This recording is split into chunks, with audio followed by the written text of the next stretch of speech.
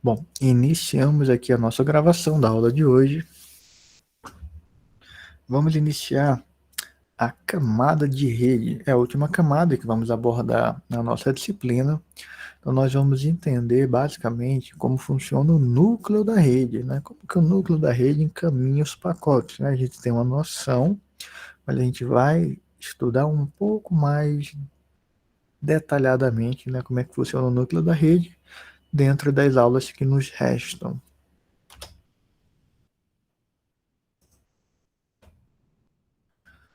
Aqui é basicamente o objetivo do capítulo, né, que é entender como funciona o núcleo da rede, né, os modelos de serviço, repasse versus roteamento, como é que funciona o roteador.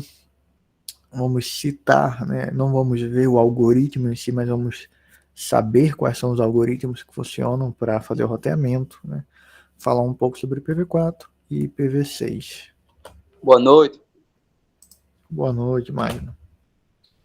Então, já adianto para vocês que o que vai cair na prova, tá? Que é o tempo que nós temos e o que é mais importante é o 4.1 e o 4.4 inteiro, porque o 4.4 ele é bem extenso e tem o conteúdo que é muito relevante, que é a parte de endereçamento, né? IPv4, IPv6, o que é o NAT, né? Então, isso é fundamental que a gente aprenda agora na nossa disciplina. Então, só vai cair 4.1 com 4.4, tá? 4.2 não cai, 4.3 não cai, nem essa outra parte aqui. O professor já pode colocar Ok? no Class, depois da aula, se possível, o conteúdo Sim, todo. posso. Tanto do TCP quanto tanto capítulo 3 quanto 4. Finalzinho do período é muita coisa, acaba esquecendo um pouquinho. Correria. Então, vamos lá, tá? Boto lá no Classroom depois, vê se Pedro. Por aí eu boto lá tanto do capítulo 3 quanto do 4. As sessões que vão cair na prova. Então, quando a gente fala aqui da camada de rede, basicamente nós estamos tratando aqui do núcleo, né, que é formado por roteadores. Uma coisa muito interessante é que o núcleo ele só fala IP, ele não entende nomes, né? A gente viu lá na camada de aplicação que o DNS ele serve justamente para isso, para traduzir um nome para um IP, porque o núcleo da rede ele só fala IP. E como que ele faz? Como que ele realiza o processo de encaminhamento? Todo o processo de encaminhamento ele é baseado única e exclusivamente no IP de destino. Professor, de origem. Não serve para nada? Bom, para determinar a rota que o pacote vai seguir dentro do núcleo da rede, não. Por quê? Já imaginou você está mandando uma carta, aí o correio diz, peraí, para quem é? Para fulano. Ah, beleza, então eu vou ver a rota, qual é a cidade, qual é a rua, né? Mas quem é que está mandando? Faz sentido o correio querer mudar a rota de acordo com o remetente? Não. Ele vai encaminhar aquela carta baseada no endereço de destino. Mesma coisa no núcleo da rede. O roteamento ele é feito através do IP de destino, especificado no pacote. Claro isso? Claro. Então, o roteamento ele é feito exclusivamente baseado no IP de destino.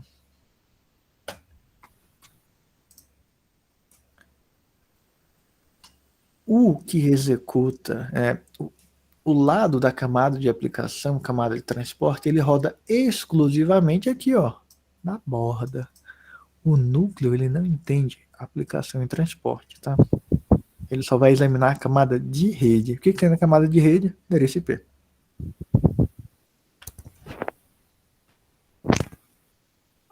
Por isso que a gente tem essa figura aqui, ó. Nessa figura, vocês podem ver que nós temos as 5 camadas aqui na borda, né? Mas no núcleo nós temos a análise da camada de rede, enlace e física. Ah, professor, por que aqui tem as 5 camadas, incluindo rede? Porque o cliente ele precisa entender o que é um IP. Ele precisa falar o protocolo da camada de rede, que é o IP. Ele precisa saber o que é uma máscara de rede, o que é um IP, o que é um DHCP, para poder conseguir um IP na rede de forma dinâmica. Então, o cliente ele também fala os protocolos da camada de rede em enlaces físicos. Então, na borda, nós temos as 5 camadas atuando. No núcleo da rede, nós temos 3, basicamente. Por quê? Porque a gente não precisa investigar a aplicação e transporte. Professor, Isso é indiferente para os roteadores. Pode falar, Magno. ei, para os outros alunos o áudio tá baixo? Deixa eu verificar aqui Tranquilo o aqui. microfone. Pra mim, tranquilo. Só um minuto. A mim também tá tranquilo. Meu microfone aparentemente está normal aqui, Magno. Dá uma olhadinha nas tuas configurações aí Tenta usar o fone de de ouvido, áudio, Magno. de volume. Eu estava verificando se por acaso tinha trocado o microfone automaticamente, mas não. Tá o microfone que eu falei para vocês, né? Que eu comprei recentemente. E daí acho que é o melhor microfone que eu tenho aqui. Segundo o Joedson, não precisa nem mais de fone. Né? Espero que continue assim. Mas enfim. Continuando, ficou claro aqui que no núcleo a gente só tem camada de rede e enlace física. A gente não precisa, o roteador, ele não precisa examinar a aplicação em transporte. Seria como dizer que o correio, para encaminhar a carta, ele teria que abrir a carta e ler o que tem dentro. Não faz sentido isso. Né? Lembra que a gente fez aquela analogia? Né? O camada de Sem aplicação invasão de para privacidade, né, professor? Abrir a carta e ler, né? Exatamente, né? Então a gente tem, inclusive, uma legislação que proíbe que os ISPs abram os pacotes da camada de aplicação e tentem entender o que tem ali dentro, né? Tem toda uma questão legal envolvida. Inclusive, tem um tema, né, muito relevante, que é o neutralidade da rede, que a gente já discutiu isso também.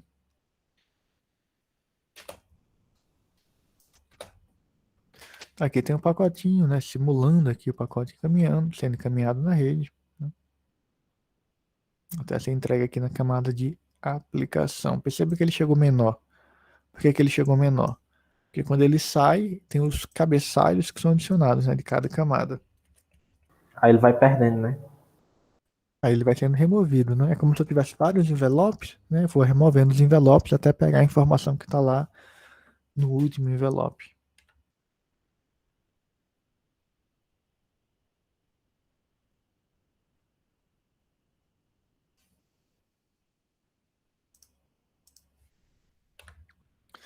Ok, então nós temos aqui a nossa primeira definição da aula de hoje, né? A diferença entre repasse e roteamento, né?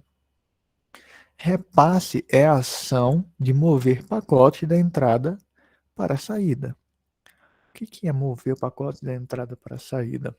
Lembra que a gente falou que lá quando a gente viu atraso no capítulo 1, né, que tem um tempo que o roteador leva para pegar aquele pacote e encaminhar, ele entra por uma porta e sai por outra porta. Lembra que a gente falou sobre isso? Então a gente chama isso de Sim. repasse.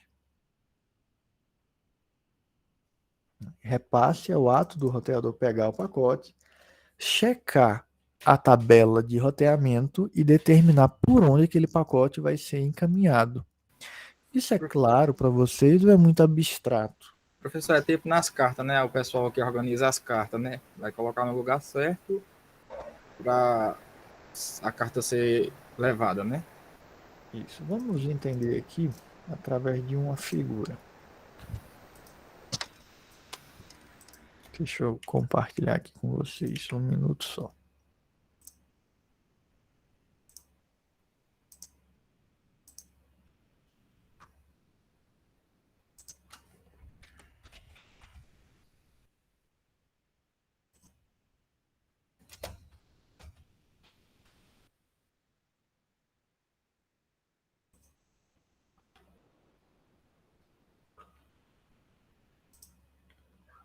Carregando aqui uma imagem, só um minuto.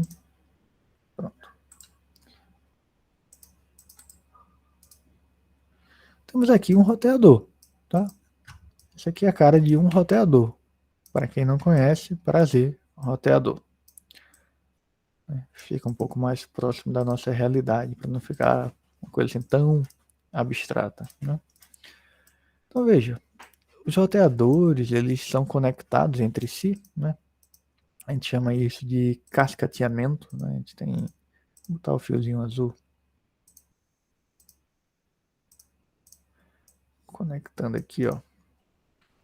Tá? Então eu tenho esse roteador conectado através dessa porta, um outro que se conecta nesse outro através de outra porta. Não confundam porta de entrada, né? Porta do roteador com aquela porta do TCP, que fala, porta 80, porta 443, porta 20, 21. Não, isso aqui é uma porta física. Nós estamos falando de porta do roteador, porta física, né? Que é onde a gente encaixa o cabo.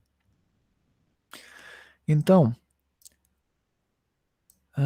se eu quiser me conectar num determinado cliente ou um servidor, deixa eu pegar um ícone aqui.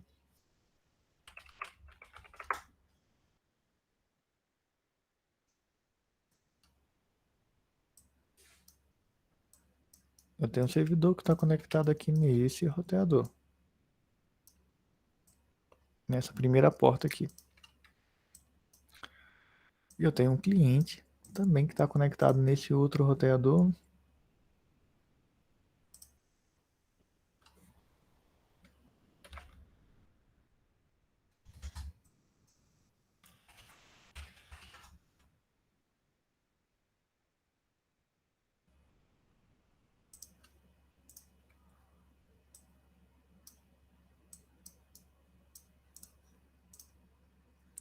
Se esse cara ele quer acessar esse servidor, ele vai precisar passar por 3 roteadores até chegar nesse servidor.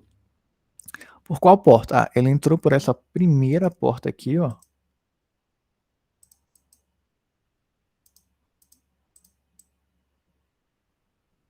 E depois ele teve que, o pacote que ele está enviando para esse roteador teve que ser encaminhado pela porta abaixo. Tá vendo aqui, ó?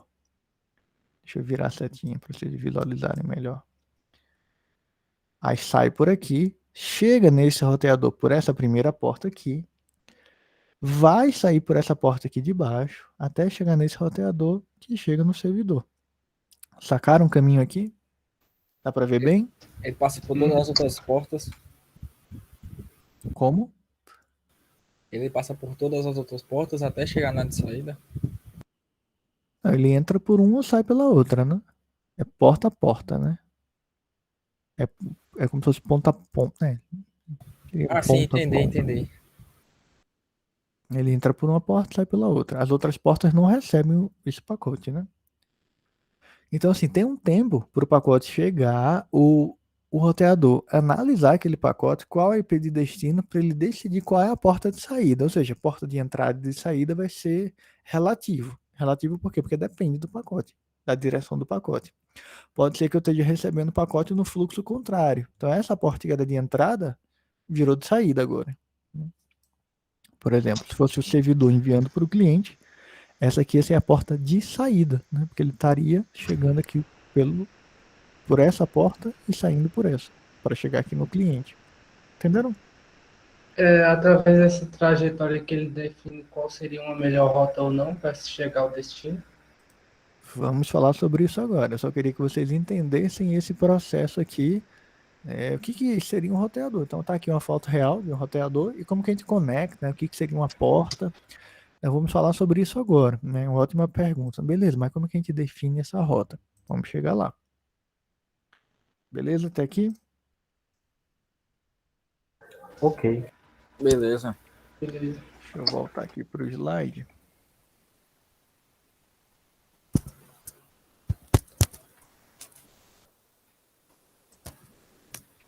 Voltando aqui, deixa ele carregar.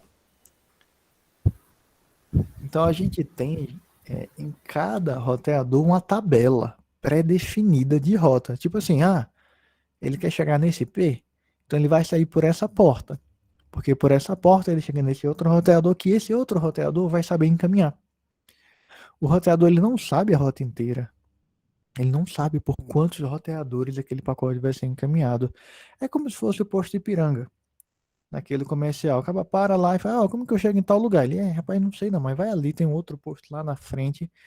Lá você vai estar mais próximo. Aí você pergunta lá na frente e daí o pessoal vai lhe direcionar corretamente. E assim você vai até chegar no destino. Seria mais ou menos isso que acontece no núcleo da rede. Cada roteador sabe o próximo salto. Ele não sabe a rota inteira. Ele sabe que para chegar naquela rede, né, naquele IP que você quer alcançar, ele sabe qual é o próximo roteador que vai te deixar mais perto. Então, o que cada roteador tem é uma tabela de rota. A gente tem um mecanismo para construir essa tabela de rota de maneira automática, porque nós temos algoritmos de roteamento que executam e definem essa tabela de forma automática. Fazendo analogia, seria como a gente imaginar que o correio iria decidir a tabela de rota a cada pacote que chegasse. Não faz sentido, né? Então ele já tem uma tabela pré-pronta. Pode falar, Leonardo.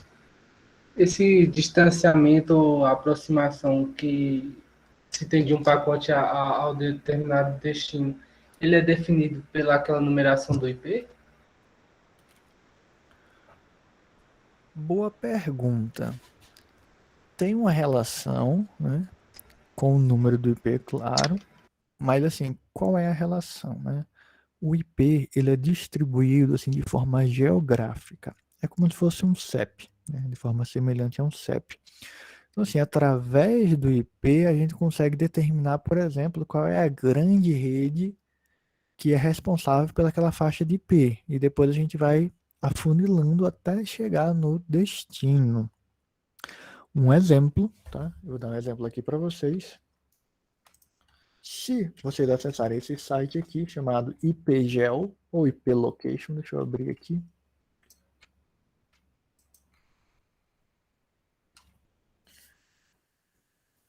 Aqui eu tenho, vou colocar aqui o link do site para vocês, tá? É só clicar nesse site IP Location. E ele automaticamente vai tentar dizer qual é a sua localização baseada no seu IP. Ele vai dizer qual é o seu IP público. Tá? E ele vai dizer assim, ó, a localização é tal cidade. E aí, cliquem aí nesse link. Ele acertou a cidade que você está conectado? Sim, diz até o sistema operacional e a versão do browser, o agente usuário, Isso. cookies também, se está O meu habilitado, meu JavaScript errou, viu? também. Tá dizendo que eu moro em Belmonte. Aqui É, também, tá? Aqui também tá dizendo que eu moro em Belmonte. São José do Belmonte. isso. É porque também isso é uma aproximação, né? Ele não é um GPS. Depende da tua operadora. Tá?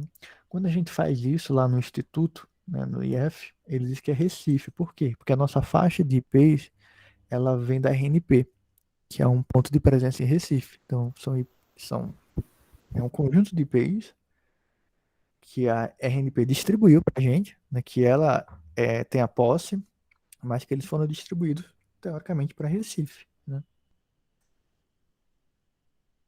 Pode falar, Joelson. Professor, o que é esse biscoito aqui que tá dizendo que tá habilitado? São os cookies, né? A gente falou sobre isso, né?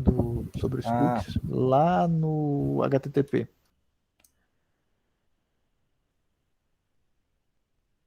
Lembra? sim.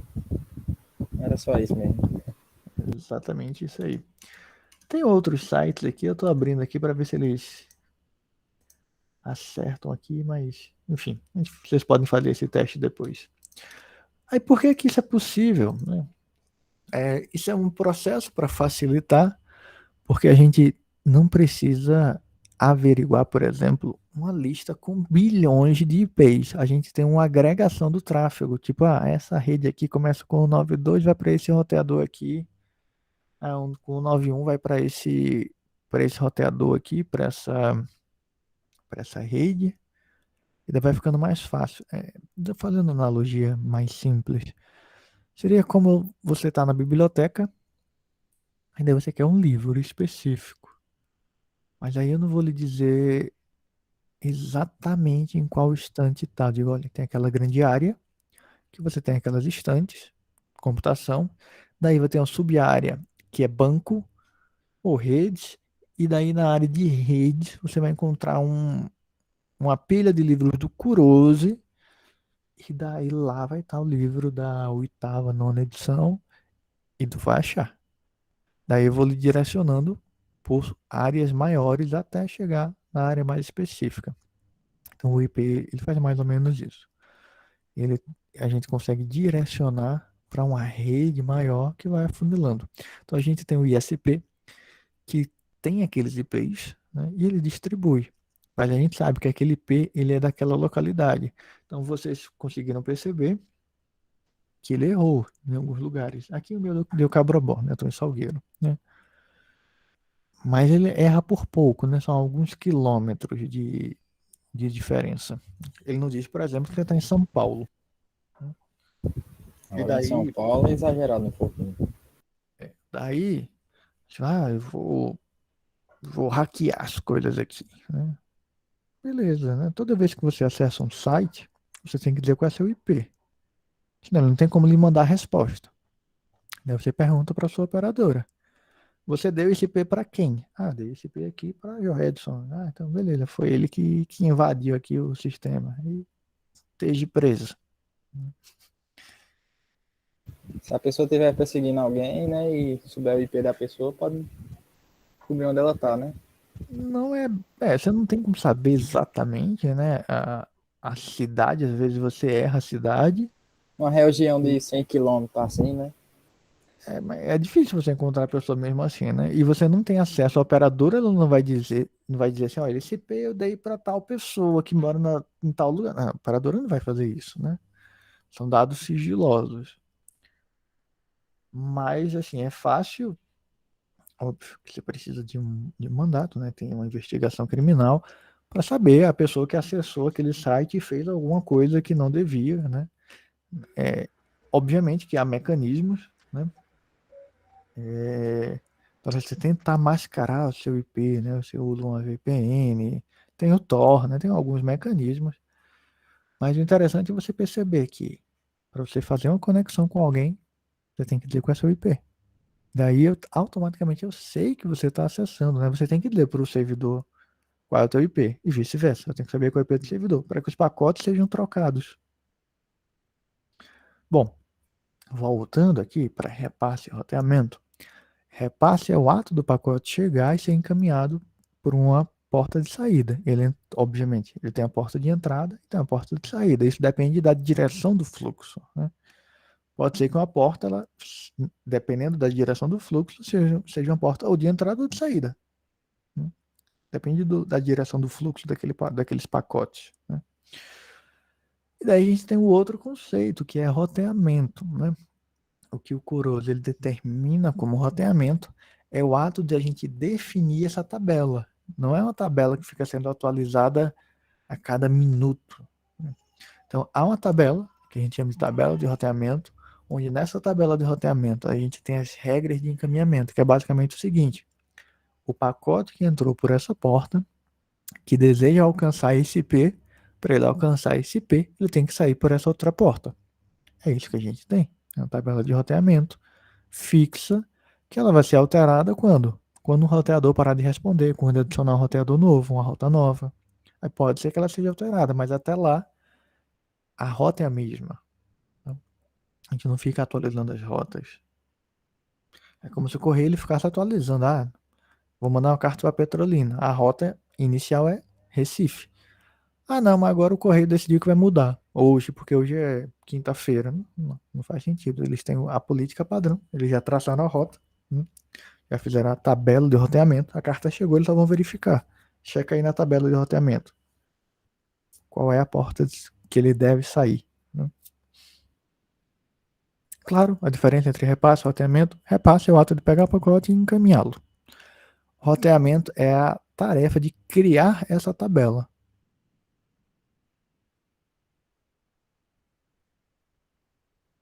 Beleza? Claro. Tudo ok. Beleza?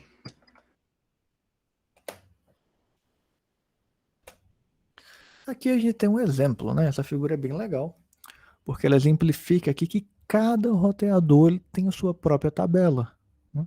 Por quê? Cada roteador tem o seu conjunto de portas, tem os seus enlaces que ligam esse roteador a um outro roteador diferente, né? Então, cada roteador vai ter a sua própria tabela. Então, aqui a gente tem um exemplo bem didático, onde a gente tem o endereço de destino aqui desse pacote. Qual é o endereço de destino desse pacote aqui, ó? Que está com a setinha. 2.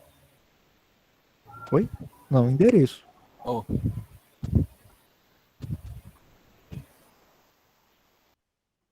São 4 dígitos, né?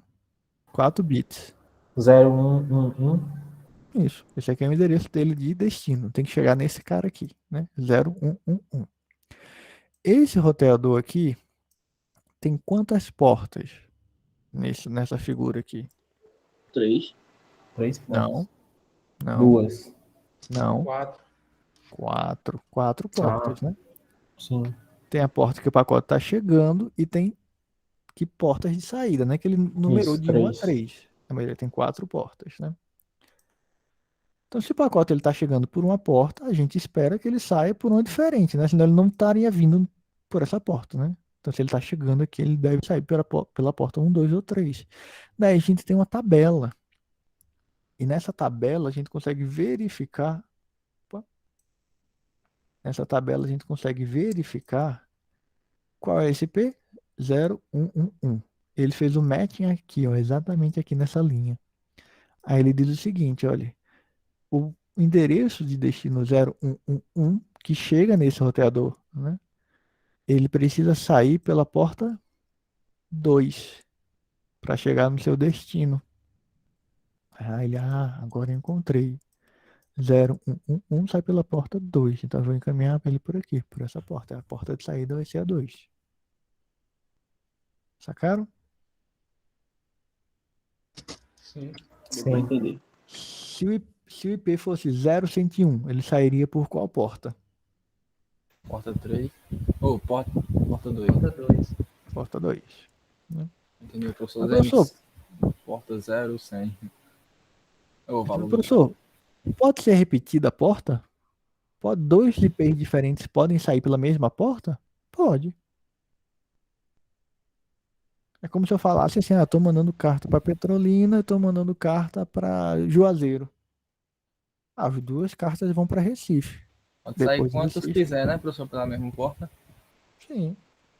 Desde que o próximo salto, né, o próximo roteador saiba entregar aqueles pacotes. Se ele souber, vai todo mundo para aquela porta, para aquele roteador. Não tem problema. No caso, tem o perigo do roteador fazer a entrega de forma errada, né?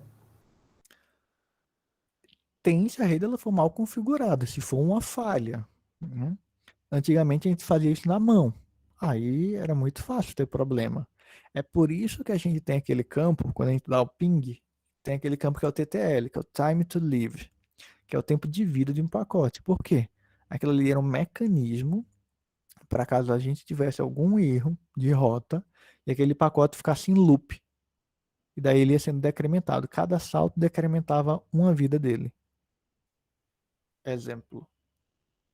No caso, ao fim, em algum caso de erro, o pacote se apagaria, né? Isso seria descartado. Exemplo, né? Justamente. Tem esse pacote aqui, ó. Ele tem que chegar aqui, vamos supor. Nesse cara aqui tem um servidor aqui, vamos supor, tá? Daí o que acontece? Ele veio para cá, chegou aqui. Quando ele chega nesse roteador, esse roteador está com um problema, ele encaminha para cá o pacote de novo. Aí ele veio para cá, opa, peraí, chegou aqui, vem para cá e fica no loop aqui infinito. Não sei se vocês conseguem enxergar, porque é bem pequenininho, deixa eu botar o laser. O pacote ele saiu daqui, ó, desse cara, aí veio aqui para cima, depois veio aqui para a direita, era para ele descer aqui, ele não desceu, veio para aqui para a esquerda e voltou para o roteador inicial.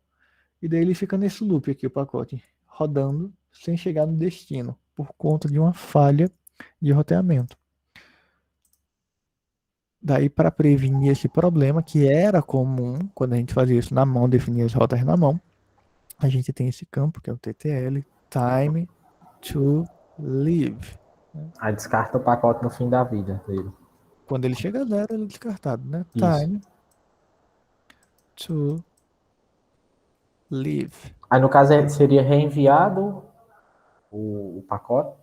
Veja, isso é no núcleo da rede.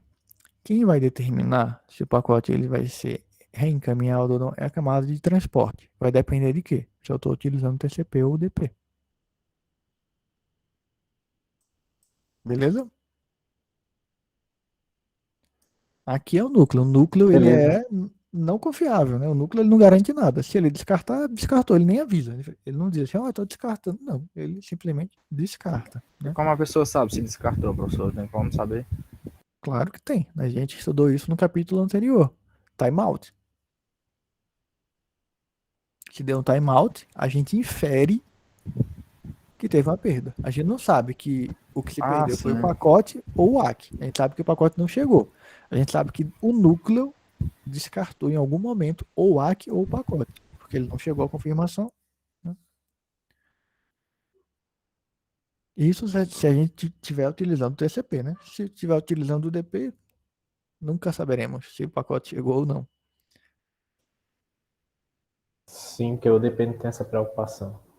Não, o DP manda. Se chegar, chegou. Se não chegar, ele não tá nem aí. Né? Beleza? Beleza. Beleza.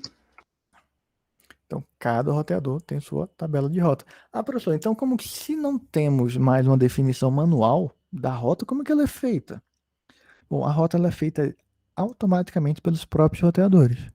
Nós temos algoritmos, né, que buscam definir a rota mais curta, né, a melhor rota, de forma autonômica, sem interferência humana. Então isso é fantástico, né, porque eles executam o código, o algoritmo, né, para determinar a melhor rota para cada roteador, de acordo com as redes que eles conhecem, e daí isso é feito de forma autonômica, quando a rede ela é criada, ou quando eu adiciono um roteador novo, ou um enlace novo. Tá?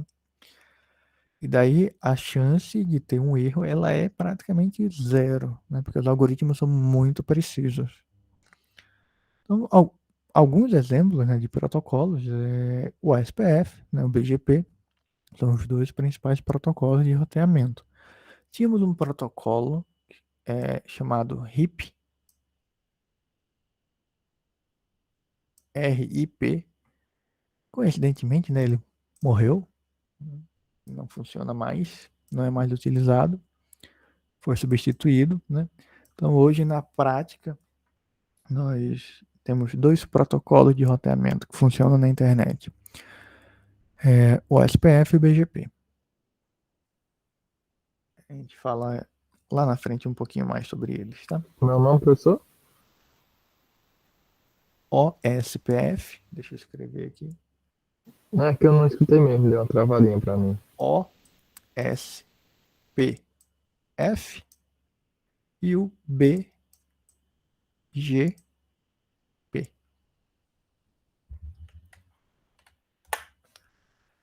O 4.2 não vai cair, tá? Eu vou pular. A gente já falou sobre rede de circuitos virtuais lá no capítulo 1, de forma mais superficial, né? A gente viu comutação por circuito, comutação por pacote.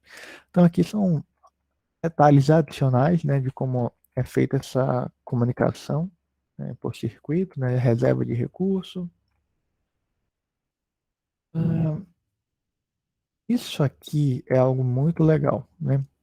É o único slide que a gente precisa ter um pouco mais de atenção nessa seção 4.2. Quando a gente fala do IPv4, nós temos assim 4 bilhões de entradas possíveis, né? Aproximadamente, um pouquinho mais. Né? Não dá para a gente ter uma tabela com todo o IP. IP 1, 2, 3, 4, até o número 4 bilhões, para a gente dizer qual é a porta, né? Para a gente fazer o match, que a gente chama. Não dá. A gente ia demorar tempo demais. Imagine que a gente gasta 1 microsegundo para verificar cada linha, né? Se o teu IP está no pior caso, no final da lista, pega aí 4 bilhões vezes um microsegundo. Quanto tempo dá? É tempo pra caramba, né? Então a gente tem alguns mecanismos para facilitar esse processamento, né? Isso é uma área de pesquisa, inclusive, que é como a gente consegue reduzir a tabela de roteamento para que ela consuma menos memória e a gente consiga fazer o repasse mais rapidamente, para que a gente tenha um menor atraso de processamento. Então, uma das alternativas é fazer o seguinte: a gente tem uma faixa. Através dessa faixa, a gente diz qual é a porta de saída. E essa faixa pode ter 100 mil IPs lá dentro, 50 mil IPs lá dentro. É uma faixa. Se o IP que eu estou analisando do meu pacote lá, ele está dentro dessa faixa, eu encaminho. Eu não preciso ter 100 mil IPs para verificar se faz o match e encaminhar. Não, eu posso ter 2 IPs, o início e o final, uma faixa, né? Ficou claro isso aqui?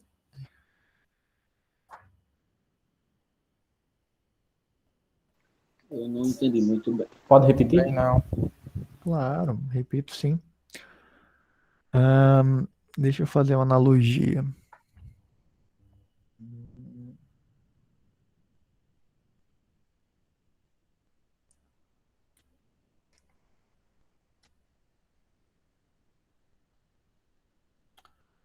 Vamos supor, certo, gente, que cada um de vocês receba um número único.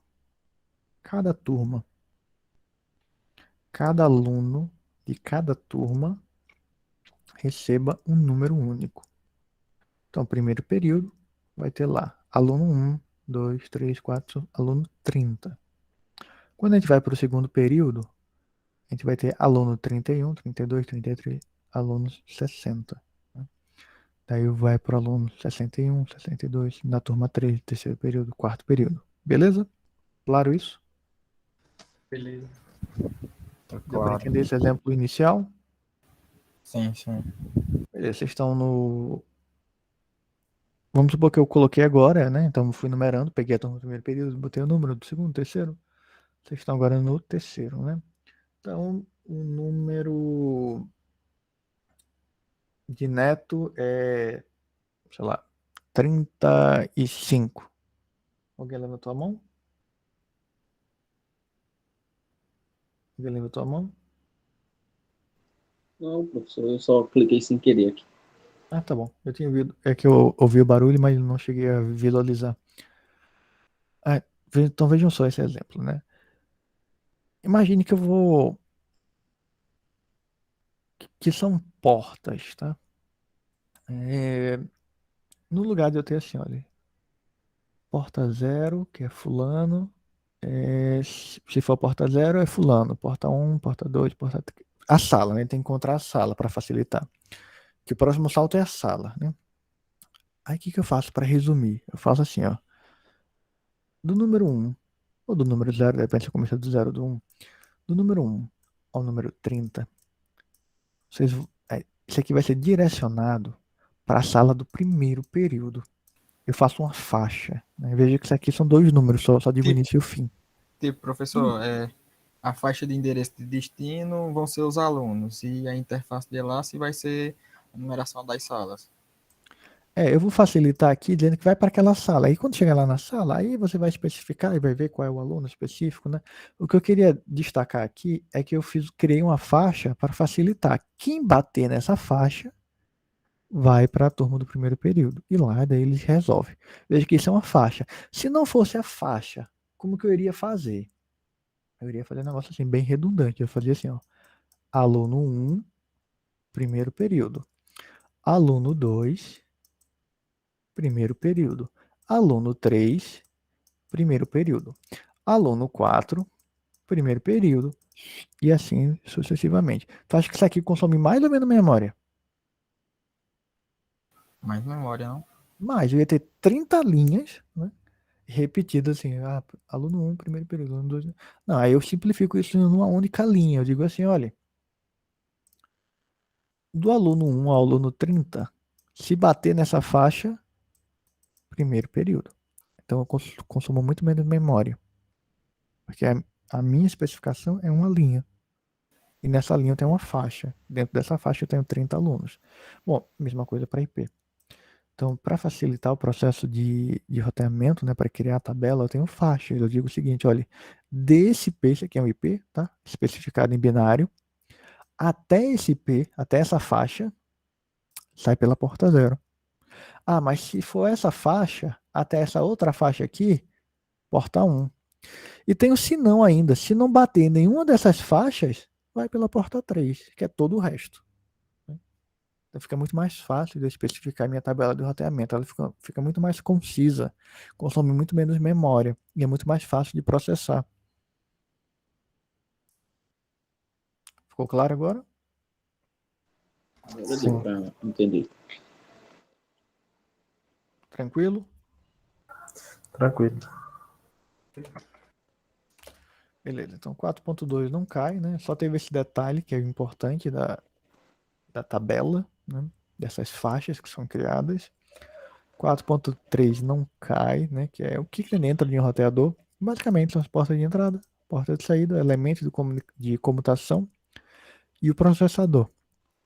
São elementos bem intuitivos, né? Toda porta de um roteador pode funcionar como entrada e como saída, né? Mas a gente tem fila na porta de saída, quando aquilo ali está sendo utilizado como porta de saída. Por quê? Como ele está funcionando como porta de saída, ele pode estar agregando fluxo de várias portas diferentes, saindo pela mesma porta. Vocês conseguem visualizar isso? Eu vou fazer o seguinte, para vocês entenderem melhor. Explica de novo, professor. Explico.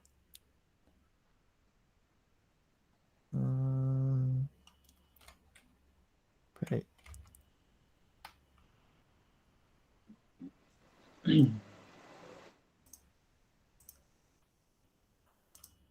Quando eu tenho uma fila, eu digo que eu tenho uma fila na porta de saída, não na porta de entrada. Por quê?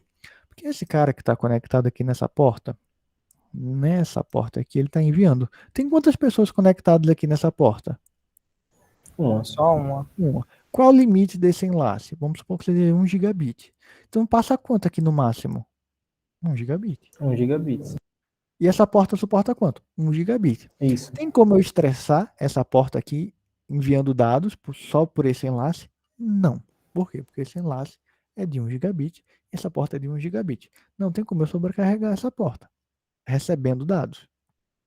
Ah, e aqui saindo, né? E o fluxo saindo aqui, tem como sobrecarregar essa porta?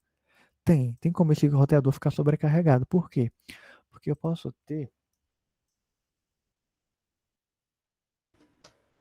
um problema aqui, que são vários clientes conectados em portas diferentes, tá?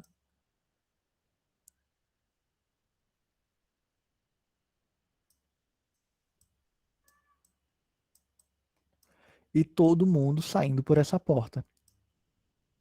Daí o que que acontece? Deixa eu mudar a cor aqui.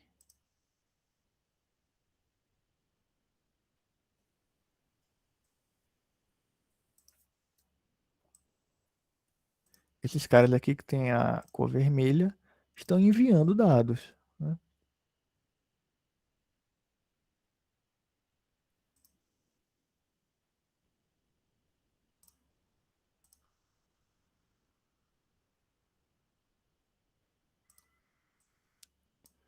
E esses dados têm que sair pelaquela porta ali.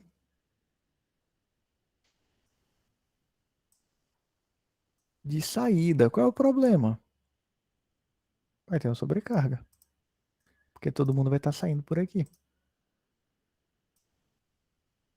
Como todo mundo vai estar saindo por aqui, eu tenho que agregar esses dados, o fluxo que está chegando por essas 4 portas, né, diferentes, e todo esse fluxo vai ter que sair por essa mesma porta. Aí eu posso ter uma fila na saída. Fila na entrada não, mas na saída, porque esse sorteador está recebendo aqui, por exemplo, 1 gigabit por essa porta, 1 gigabit por essa outra, 1 gigabit nessa outra, e 1 gigabit na quarta porta aqui, desse exemplo. Então aí vou ter 4 gigabits saindo aqui de dados Mas essa porta só suporta um, né? Todo esse roteador aqui, todo ele é gigabit, toda a porta é gigabit. Então eu vou ter uma sobrecarga, aí eu tenho uma fila na saída.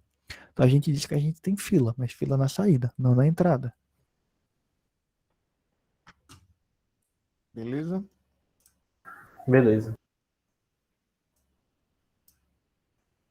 Voltando para o slide do Curoli.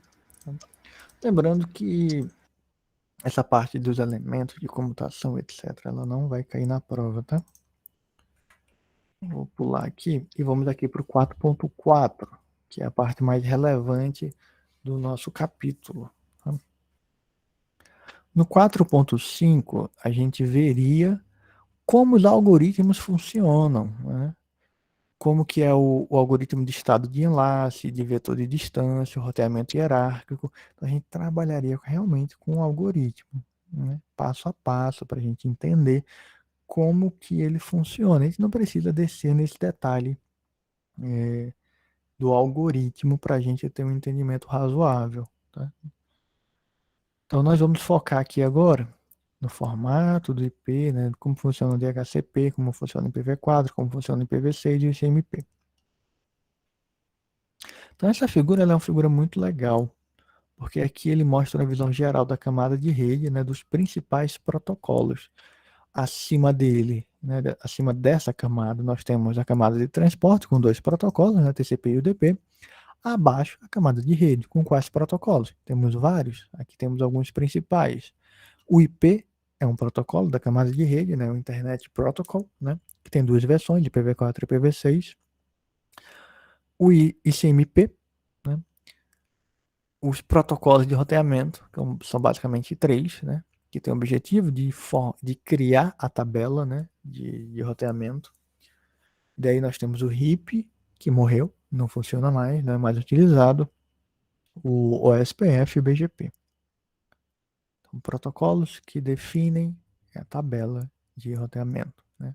OSPF e BGP. O protocolo que especifica o endereço que a gente vai utilizar. Esse endereço que vocês viram aí quando abriram o site do IP Location é o IP. Temos o ICMP, que é um protocolo de troca de mensagens para sinalização. Então, essa figura nos dá uma visão geral da camada de rede. Ok?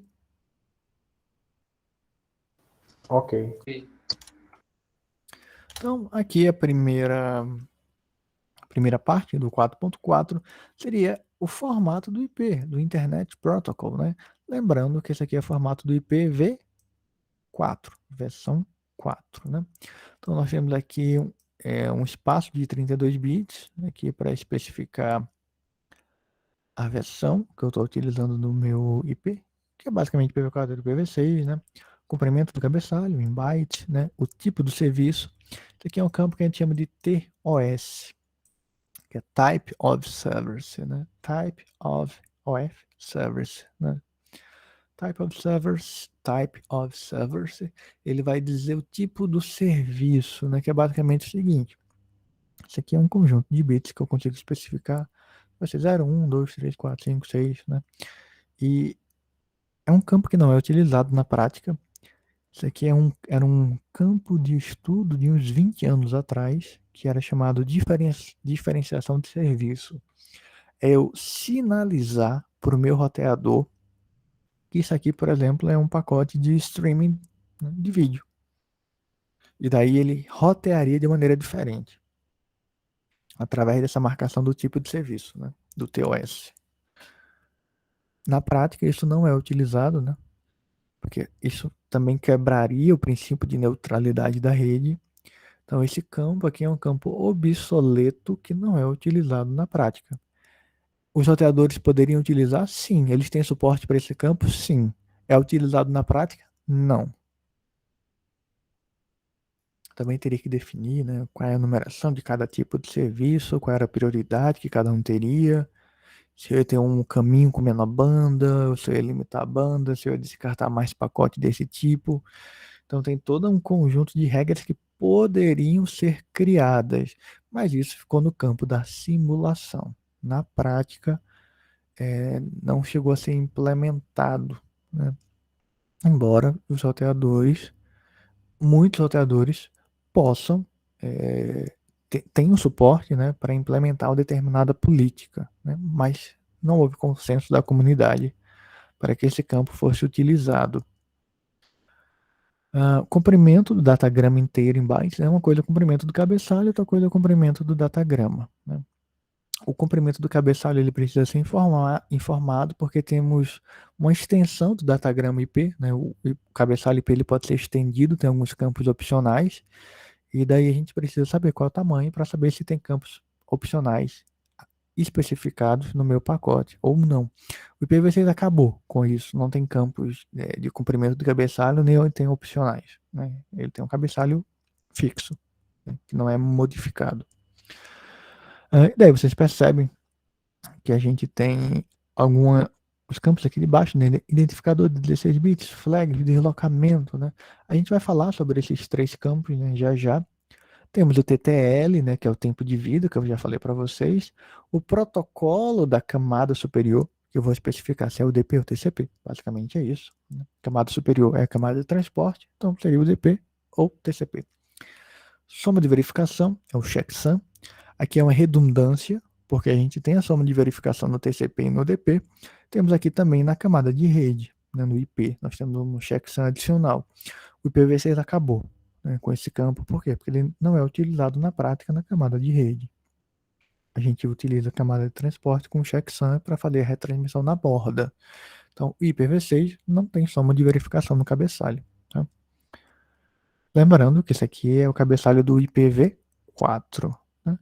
Então, logo abaixo, vocês podem ver que a gente tem o endereço de origem, né, fonte, endereço IP de destino, ambos com 32 bits, que isso nos dá aproximadamente 4 bilhões de IPs. Tranquilo? Claro. Ok. Daí a gente tem um termo que a gente chama de overhead, né? Overhead, se a gente fosse traduzir, a melhor tradução seria sobrecarga. Tá? Então, qual é a sobrecarga que o cabeçalho gera? Como assim a sobrecarga? Né? Eu tenho o dado que eu quero enviar, que é a minha mensagem realmente, é o que está dentro do envelope, é a mensagem que a camada de aplicação vai ler, e eu tenho o overhead. São campos do cabeçalho que são obrigatórios, que eu preciso especificar para que o pacote chegue. Basicamente o que está fora da carta. Rua, endereço, CEP, origem, destino, né? São campos obrigatórios, que quem vai receber a carta não está nem aí, rasga, joga fora o envelope e fica com o que tem dentro, né? Seria mais ou menos a mesma analogia, né? Tem campos do TCP que são obrigatórios serem preenchidos, como por exemplo a porta, né, que o TCP está utilizando, né? Porta de origem, porta de destino, em termos de software, né? No sistema operacional, temos o cabeçalho do IP. Ambos juntos, né, totalizam 40 bytes. Então eu vou ter 40 bytes de cabeçalho mais o cabeçalho da camada de aplicação mais os dados propriamente ditos da camada de aplicação. É desnecessário uma vez que o mesmo já foi enviado uma vez, né? Não entendi? É desnecessário uma vez que o mesmo já foi enviado uma vez, a primeira vez. Não. Se você quebra o pacote em vários pacotinhos menores, todos eles vão ter que conter a mesma especificação. Por exemplo, aquele exemplo da carta, né? Se eu tenho uma carta gigante, mas eu vou enviar pelo correio, o correio nem sabe que eu fragmentei. Ele sabe que são pedaços, são cartas que ele precisa entregar. E cada carta eu vou ter que especificar quem é a origem, quem é o destino, e ainda mais vou ter que botar uma numeração para remontar lá depois. Então, assim, cada pacote vai ter tudo especificado. Né? Os campos do TCP, Mas os campos do IP. no IPv6 ele não só envia uma vez só? E as partes que forem diferentes é enviada? Se as partes que tipo, foi enviado por uma segunda vez, elas foi idêntica à que já foi enviada, ele só faz. Ele não envia. O IPv6, não, o IPv6, veja, o roteador, ele entende pacotes.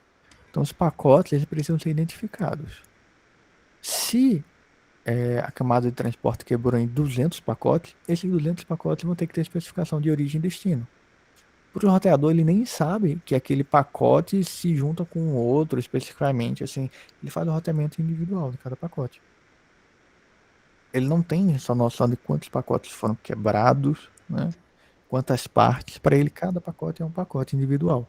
Então, eu preciso sempre especificar endereço de IP de origem, endereço de IP de destino, porta de origem, porta de destino.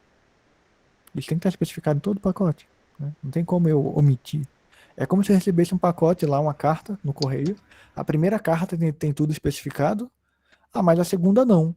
Como que eu vou saber que aquela segunda carta que não tem nada escrito faz parte do fluxo de pacotes da primeira carta? Não tem como eu saber. Não sei se eu entendi bem a tua dúvida. Aqui, esses dias o senhor passou um vídeo aí pra gente que falava sobre isso, mas que para diminuir a quantidade de bits, eu acho, que eu ocupava, ele foi eliminando algumas coisas. Não, o IPv6 ele eliminou muita coisa, né? Inclusive ele permite fazer uma compressão do cabeçalho, né? Não é bem do cabeçalho, dos dados, né? A gente consegue comprimir, igual o WinZip faz, né? A gente consegue fazer uma compressão, depois uma descompressão para o pacote ficar menor. Então tem várias melhorias. Mas assim, eu não posso omitir o IP. Não posso. Aí tem que estar lá o IP, tá? Mas a gente vai ver o IPv6 daqui a pouquinho, né? Hoje talvez não dê mais tempo, né? Porque já temos 15 minutos. Mas a gente vai ver as melhorias do IPv6, tá? No IPv4, isso não é mais possível no IPv6, tá? No IPv4 era possível a gente fazer uma fragmentação de pacote. Por isso que a gente tem esses campos aqui que eu não expliquei para vocês, que é o identificador de 16 bits, a flag e o deslocamento. Para que isso serviria, né? A gente tem o que a gente chama de MTU, Maximal Transfer Unit, né? Unidade de transferência máxima. O que acontece raramente é um roteador ele receber um pacote de um outro roteador que ele não consegue enviar, porque é muito grande. Então, o próprio roteador, a própria camada de rede teria que quebrar esse pacote em pedaços menores. Mas isso é um problema, porque não é o papel da camada de rede, isso é o papel da camada de transporte. Então, o roteador ele vai ter que ter um processamento adicional que é extremamente ruim para o roteador, porque ele já tem que processar o pacote que está chegando, qual é a porta de saída, né? Tem que tratar das filas, gerenciar as filas. Então, assim, é uma situação indesejável. É o roteador receber um pacote maior do que ele pode enviar. Quando isso acontece, no IPv4, o próprio roteador se encarregaria de quebrar esses pacotes para que eles fossem remontados lá na frente por outro roteador. Então a gente teria essa quebra. Aqui é um exemplo, né? Eu recebi um pacote aqui de 4.000 bytes. E nesse exemplo, o roteador ele só suporta envio de pacote de 1.500 bytes. Então ele teve que quebrar isso aqui em 3 pedaços.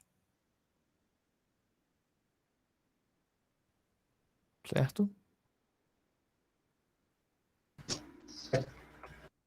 A grande pergunta é, professor, não é 4.000 bytes? Se é 4.000 bytes, quando a gente soma esses 3 pedaços aqui, por que está dando 4.040? Como é que surgiu 40 bytes a mais? Pelo cabeçalho, a Seria do quantidade. cabeça. Pelo cabeçalho. Isso. Pelo cabeçalho. Porque aqui, né, se eu retirar, por exemplo, aqui 20 bytes do cabeçalho IP, eu teria de carga útil aqui quanto? 3.980 que precisariam ser enviados, certo? Ok? Porque esse aqui é cabeçalho. Aí eu vou ter 20 bytes aqui do cabeçalho, 20 bytes aqui do cabeçalho, 20 bytes aqui desse cabeçalho. E eu tenho isso aqui, né, que eu preciso colocar aqui dentro desse tamanho. Então, boto 1.500 aqui, 1.500 aqui E o que sobra aqui, que vai ser 1020, junto com esses 20 dá 1040, né? Sacaram? Dê uma olhadinha depois com mais calma, né? Eu vou passar isso aqui, porque isso aqui não vou cobrar na prova, essa parte de fragmentação, já aviso a vocês. É interessante, mas a gente não precisa perder tempo com essa parte de fragmentação. Tem uma explicação muito detalhada no livro, né? Passo a passo, assim como foi feita a fragmentação, né? A explicação rápida, né, é que aqui a minha carga útil, né, do pacote, digamos assim, eu tirando o cabeçalho, que são 20 bytes do IP, sobraria 3.980. E daí eu precisaria encaixar um pacote de 1.500 bytes. Sendo que dentro desses 1.500 eu tenho 20 bytes do próprio IP, né? Então, eu teria como colocar aqui 1.480 disso aqui.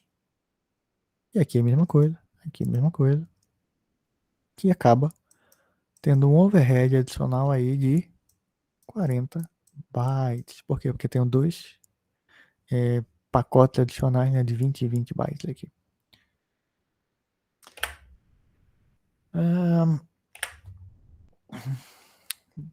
Vamos lá, tem 10 minutos. Eu vou deixar para a gente começar essa outra parte aqui de endereçamento de IPv4 na próxima aula, tá? Não vai dar em 10 minutos para a gente falar de maneira contínua dessa parte de endereçamento, que pega tanto a parte de subrede, quanto a parte do SIG, né, do Classless Interdomain Routing, que é a parte de roteamento interdomínio sem classes. Que isso aqui é um contraposto ao primórdio da internet, onde a gente tinha classes pré-definidas, né? A, B, C. Então, assim, 10 minutos não dá pra gente falar isso. Vamos voltar pra cá, né? Temos 10 minutos. Em 10 minutos eu consigo explicar para vocês, né, esse cálculo aqui. Lembra que eu falei para vocês da carta, né, que a gente ia enviar pelo correio, que era muito grande? Lembram disso? Sim, aí tem que particionar em pedaços. Olha, o correio, vamos supor que ele consiga enviar uma carta, óbvio que isso aqui é hipotético, tá, gente? De 200 gramas, certo? Esse é o peso que ele envia, ok? Ok. Ah, mas aí eu recebi uma carta aí de 600 gramas. Não, 600, não, vamos botar aqui. Tá bom, 600 gramas, certo? Ok? Certo. Ok. Sendo que essa carta aqui de 600 gramas, 20 gramas é o envelope. 580 é o que está dentro do envelope. Beleza? Beleza. Beleza. Então vejam só, dessas 200 gramas que o correio ele pode enviar, quantas gramas é do envelope? 20 gramas, né? Então ele consegue enviar, na verdade, de carga 180. útil, 180. 180. Ah, professor, e quantos envelopes eu precisaria para enviar isso aí? 3? Não, 3 não vai dar. Por que 3 não vai dar? Porque nesse primeiro envelope, eu vou ter 20 gramas, né, que é o peso do envelope, mais 180 gramas de carga útil, certo? Que totaliza 200, beleza? Vai ser de 4 envelopes, né? Beleza. Isso, aí no outro, 20 gramas do próprio envelope, né, mais 180. Ok? Ok. Ok. Já vão Depois- 400 gramas aí. 20 gramas mais 180, beleza? Já vão 600 gramas aí. Mas de carga útil eu enviei quanto aqui na prática? 180 mais 180 mais 180. Isso dá quanto no total? 360. 360. 460. 360. Não, galerinha. Não. Matemática fazendo- eu fiz a- tá ruim, galerinha. Eu formei 2 e ia somar o Mas, terceiro. mas Aí ele falou 180 400. mais 180? Mas É 3 vezes, né? é, Ah, sim. 240. 40. Tá? Tá faltando ainda quanto? Para Mais 20 enviar gramas. tudo que eu tinha da minha mensagem. Isso aqui somado deu por enquanto quanto? 540, né? Isso. Tá Falta faltando quantas 40. gramas ainda? Oi? 40. 40. 40. Então eu vou precisar de um quarto envelope, que vai ter 20 gramas do envelope, né? Mais 40. Mais as 40 que estava faltando antes, né? Por quê? Porque eu tenho um overhead do envelope. Então eu vou enviar o envelope aqui com 60 gramas e 3 com 200. 3 de 200, 200, 200 e um com 60. Aí eu consigo enviar tudo que eu precisaria. Beleza, é a mesma coisa que aconteceu aqui, mas com o IP, né? Eu teria um pacote de 4.000 bytes, onde 20 bytes é do protocolo IP, né? É um overhead. Então eu teria 3.980 bytes para serem enviados. Mas agora eu tenho que quebrar em pedaços de 1.500. Mas desses 1.500, 20 é do IP. São 20 bytes de overhead. Aí eu vou enviar 1.500, 1.500 e 1.040. Sacaram? Como é, professor? Fala de novo, por favor. Veja. Não foi 1.500 aqui? Sim. Quantos bytes é do IP que eu falei para vocês, do cabeçalho do IP? 20. 20. Então qual foi a carga útil que eu enviei aqui? 1.480. 480. Aqui, qual foi a carga útil que eu enviei? 1.480. 1480. Aqui, qual foi a carga útil que eu enviei? 1020. 1.020. Soma tudo isso aí pra mim, gente. Quanto é que dá esses três somados?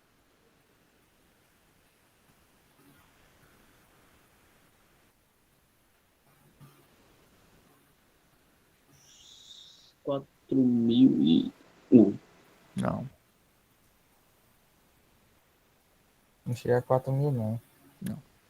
3.080. 3060, eu acho. Vocês estão ruins de conta, viu? Cabeça, abre o calculador aí, pessoal. Dá 3.980, tá? 3.980, tá? Sono, mano. Já tô com sono aqui, com misericórdia. 3.980. Que é o quê? É o pacote inicial menos o quê?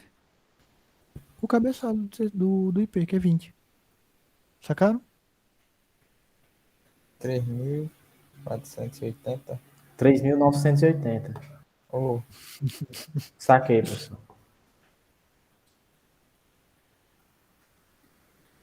agora eu entendi. Assistam a aula novamente depois que vocês vão entender. Não, eu entendi. É que eu fiquei olhando muito pro 1.480 e pronto. Isso é 20 bytes aqui, ó, do cabeçalho, né? Que dá os 4.000.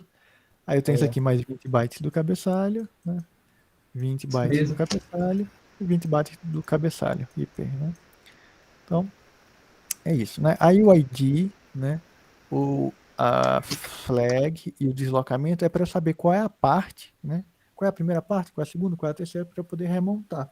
Lembrando que isso aqui está acontecendo na camada de rede, isso aqui não é na camada de transporte, isso aqui é incomum. É um caso atípico.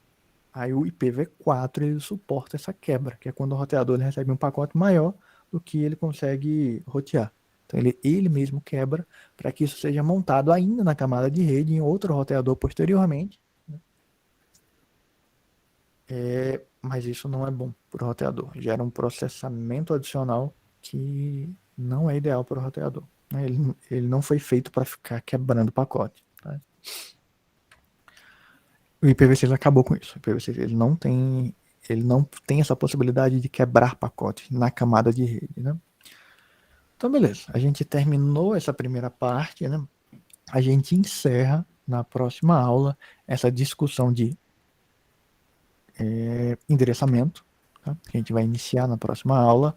Vai ficar um pouquinho corrido, se não der tempo a gente finaliza na outra aula de quinta-feira, que é a aula de revisão. Mas talvez dê.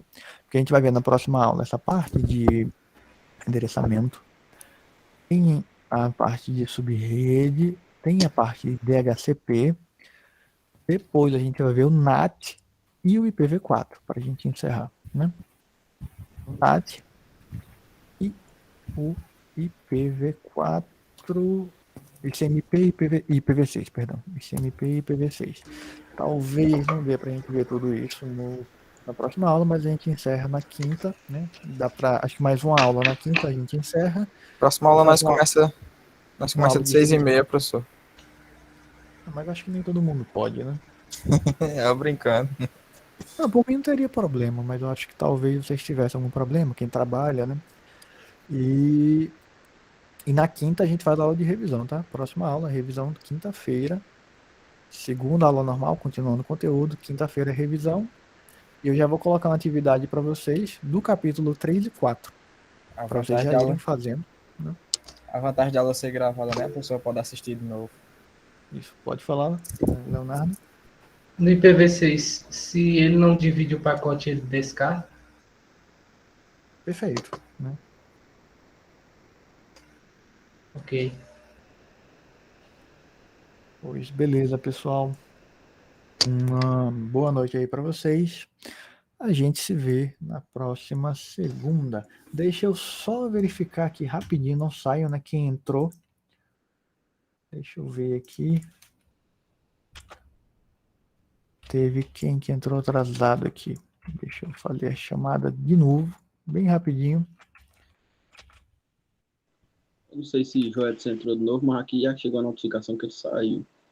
Não, mas o Jadson já tinha levado presença. Quem tava com falta aqui, deixa eu ver. Diogo entrou, tá vendo? Elder não entrou. Kellyanne não entrou. Magno entrou, né? Tava com falta. Gisele. Ismael já tirei tua falta, Ismael tinha visto. Gisele não entrou, né? Não. E acho que é isso. Pronto. Quem tava com falta foi retirada a falta. Pois beleza, pessoal. Até mais. Valeu, professor. Boa noite. Boa noite.